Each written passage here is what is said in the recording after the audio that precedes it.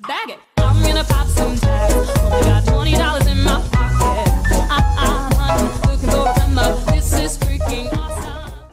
Yo tout le monde, c'est Lipix et aujourd'hui on se retrouve pour une nouvelle vidéo sur mon ordinateur. Donc aujourd'hui je vais vous apprendre comment utiliser VirtualBox. Donc déjà, qu'est-ce que VirtualBox? Donc déjà, VirtualBox c'est un logiciel qui va vous permettre d'émuler différents systèmes d'exploitation sur votre ordinateur. Donc c'est très pratique, par exemple si vous voulez tester un système d'exploitation, donc que ce soit Linux, Mac ou Windows. Ce qui est bien avec lui, c'est qu'on peut l'utiliser sur tous les systèmes d'exploitation. Donc si vous avez Linux, vous pouvez l'installer dessus, pour Mac aussi, etc. Ce qui est bien aussi, c'est que par exemple, si vous avez une application qui n'est pas compatible avec votre version de Windows, eh bien vous pouvez avec une machine virtuelle l'utiliser. Donc ça, c'est très pratique. Donc pour l'avoir, donc on va aller se rendre sur Google et on va taper VirtualBox. On va se rendre sur Download. Donc on attend que ça charge. Donc là, vous aurez plusieurs choses. Donc si vous avez Windows, vous prenez Windows Host. Si vous avez OS X, vous prenez celle-ci. Et puis si vous avez Linux, pour Linux par contre, après vous avez les différentes distributions. Et si vous avez un i3 ou un ND. Donc pour ma part, moi j'ai Windows. On va le télécharger, ça prend pas beaucoup de secondes. Comme vous le voyez, donc on va afficher les téléchargements. Donc j'ai téléchargé Ubuntu, donc ça sera pour le test. J'ai pas pris Windows, mais je vous montrerai dans un prochain tuto, comment activer Windows et l'installer sur une machine virtuelle ou par USB. Donc là, pour l'instant, on va juste installer VirtualBox. Donc c'est parti. Windows Installer. Et donc voilà, donc enfin next. Donc là vous avez différentes choses. Donc si vous voulez désinstaller des trucs, donc par exemple Python support, bon par défaut laissez comme ça, mais si des choses vous sont inutiles comme le support USB par exemple pour brancher en USB sur votre ordinateur et que ça soit détecté par votre machine virtuelle, vous le désactivez. Ou si vous voulez pas de Wi-Fi sur votre machine virtuelle, vous pouvez désactiver les différents composants. Donc on va faire next. Pour ma part, registre fin d'association. On va juste enlever ça et ça, puisque je veux juste un logo sur mon bureau. On fait next.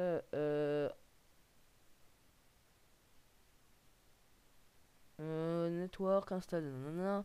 Donc ça va voilà, donc ça va désactiver votre connexion pendant un petit moment parce qu'il va installer les pilotes nécessaires. Parce que si vous voulez quand vous allez activer votre Wi-Fi, il va falloir avoir une carte Wi-Fi virtuelle pour qu'il puisse l'approprier à l'ordinateur. Donc voilà, donc ça va prendre quelques instants. Donc on se retrouve quand le téléchargement est fini, mais il devrait pas durer 3 plombs.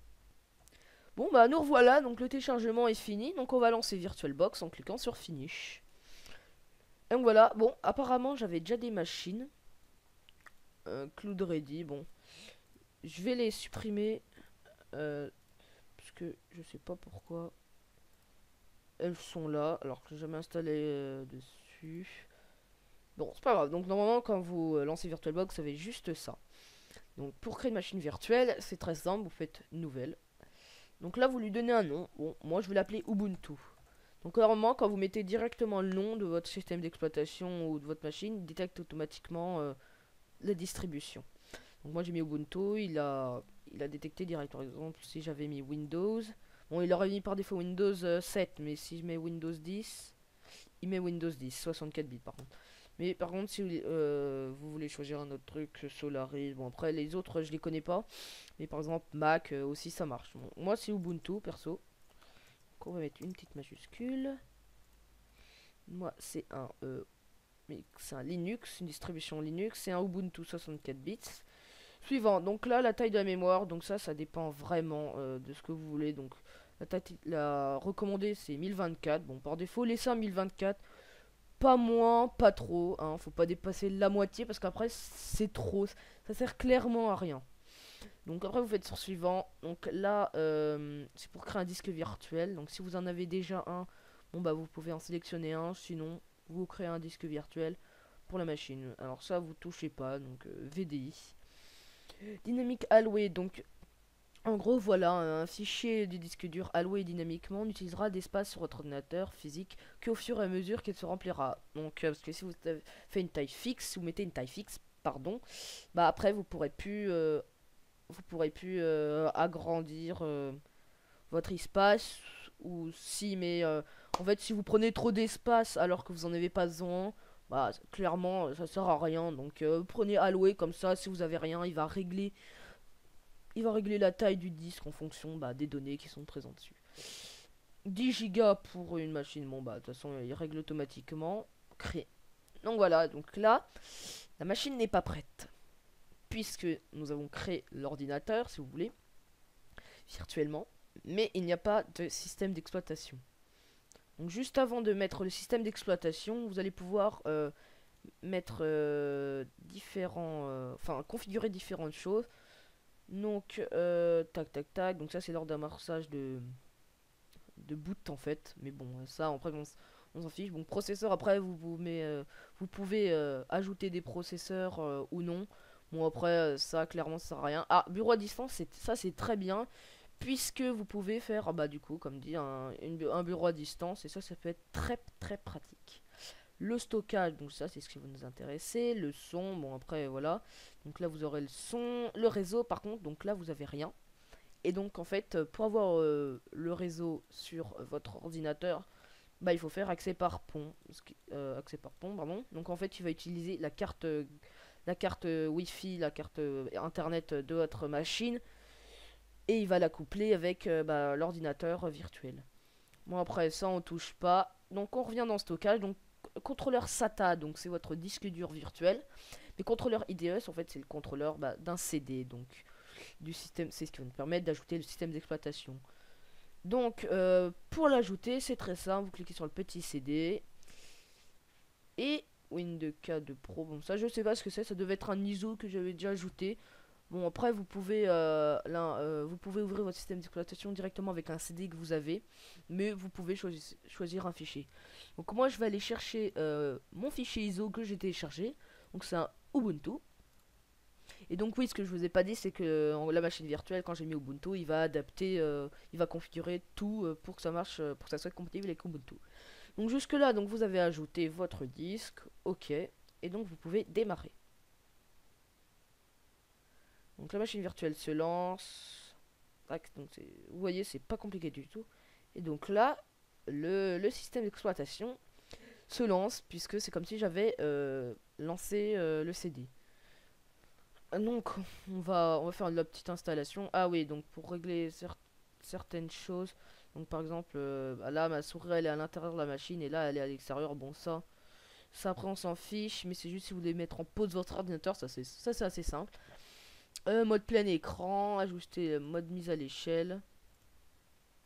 En permuter, bon après ça c'est pas forcément très utile. Bon là je sais pas ce que j'ai fait. Bon là on a entendu le petit son Ubuntu.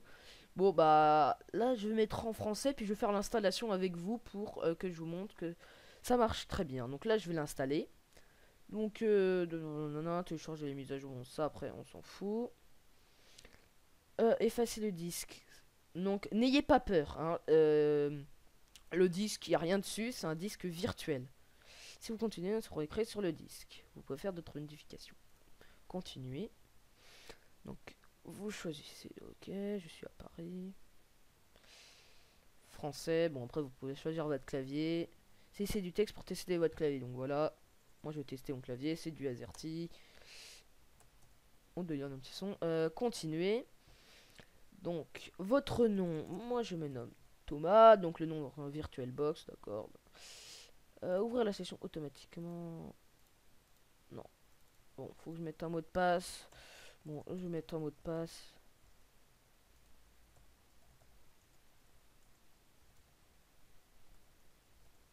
Bon voilà, il est obligé de mettre un mot de passe. Donc voilà, donc ne vous inquiétez pas. Ça ne supprime pas votre disque dur, hein. Parce que sinon, bah, ça servirait complètement à rien, ce logiciel. Mais non, donc en fait, c'est juste un disque dur virtuel. Donc, pour installer une machine, donc ça va être très pratique. Franchement, si vous voulez avoir plusieurs petits ordinateurs, tester des logiciels, par exemple, des logiciels qui étaient compatibles avec Windows XP. Donc généralement, ils sont compatibles avec Windows 10 maintenant, puisque il y a des programmes permettant, maintenant là je vais vous montrer pour si vous avez par exemple, je sais pas, Minecraft qui n'est pas compatible avec votre PC, donc j'en doute, vous allez dans propriété de votre logiciel, puis dans compatibilité et exécuter ce programme en mode compatibilité pour, et voilà, donc là vous mettez vous choisissez un système d'exploitation sur lequel il marchait et normalement ça lancera le logiciel comme si comme si de rien n'était. On va retourner à notre Ubuntu. Donc c'est presque fini. Installation du système. Bon après bah voilà, donc vous voyez bien que ça marche, hein. La souris, ça c'est très très bien. C'est que eh bien elle est directement intégrée. C'est-à-dire que par exemple si vous voulez passer de votre ordinateur à un autre, par exemple, bah là vous êtes votre souris est dans l'ordinateur, mais vous n'avez pas besoin de faire un retour Windows pour retourner à votre ordinateur. Vous avez juste à glisser et là vous retournez votre machine. Donc ça c'est pratique. Téléchargement des fichiers. Skip. D'accord, donc c'est juste pour l'interface graphique.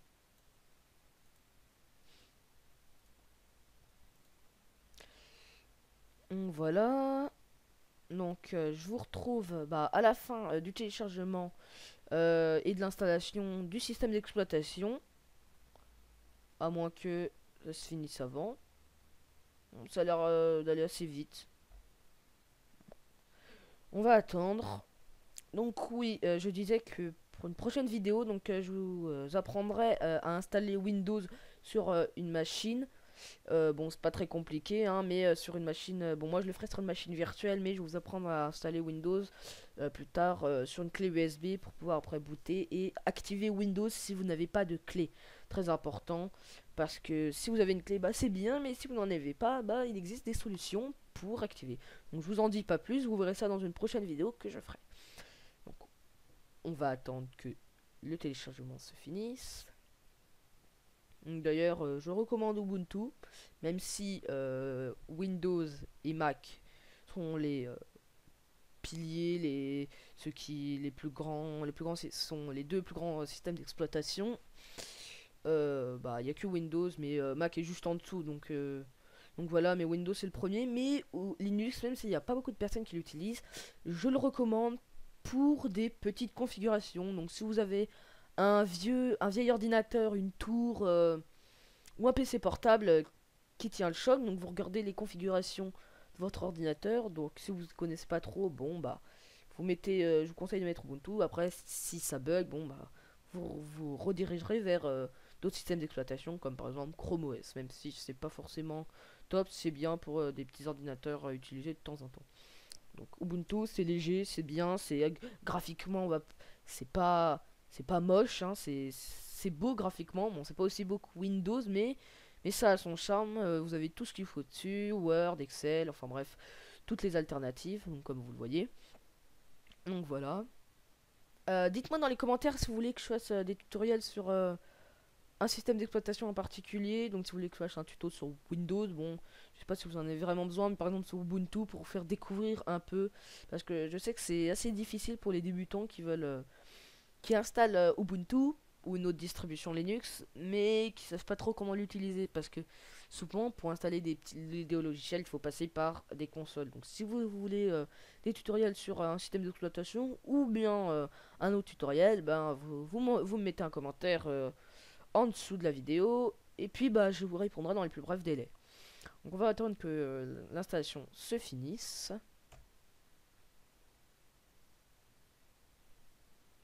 Installation terminée, vous devez redémarrer votre machine.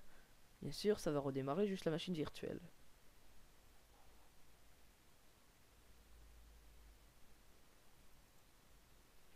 Donc ma souris, donc je vérifie juste le record, ouais c'est bon.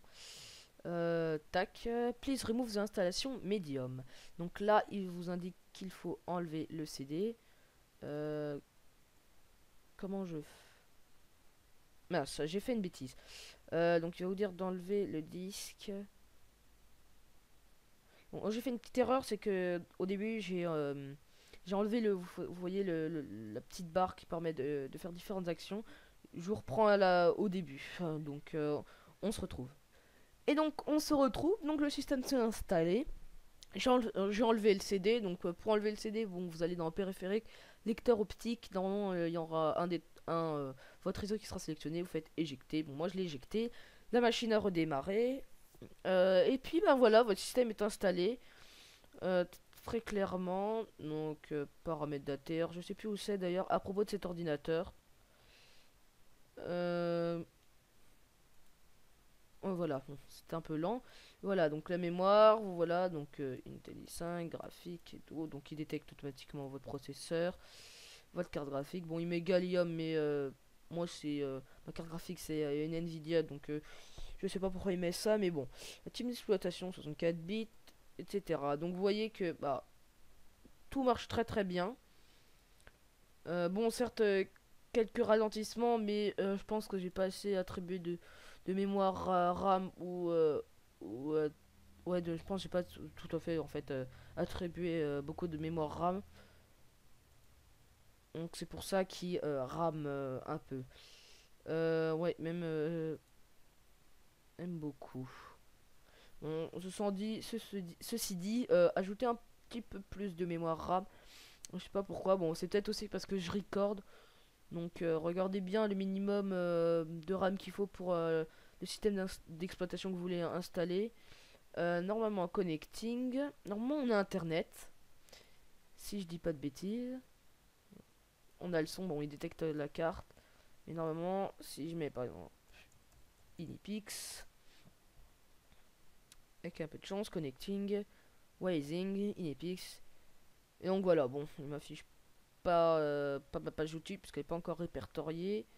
Mais voilà, donc vous avez quelques informations sur moi. Enfin bref. Donc vous pouvez voir que Internet marche. Donc c'est très pratique. Bon bah voilà, je vais éteindre le système. Je souhaite l'éteindre.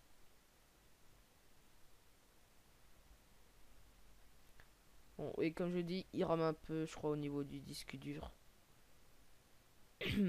Pardon. Donc voilà, la machine s'est éteinte. Je vais fermer parce que sinon il va redémarrer.